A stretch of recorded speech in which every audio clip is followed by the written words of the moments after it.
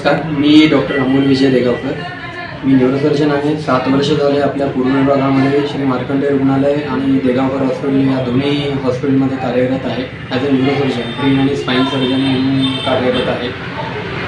आजचा महत्त्वाचा विषय म्हणजे जे जनदर्पण न्यूज चॅनलने 5 वर्ष पूर्ण केलेले आहेत. तर त्या 5 वर्षानंतर जे काही वर्धापन दिन असतो, तर त्या वर्धापन दिनाचा कार्यक्रम, याशिवाय दिनदर्शिका प्रकाशन जे दरवर्षी हे करत असतात, तर त्या दोन्हीचा कार्यक्रम जो राम मंदिरामध्ये 5 तारखेला संध्याकाळी 6च्या नंतर होणार आहे, त्याच्यासाठी पूर्ण चॅनलच्या टीमला माझ्या मनपूर्वक शुभेच्छा.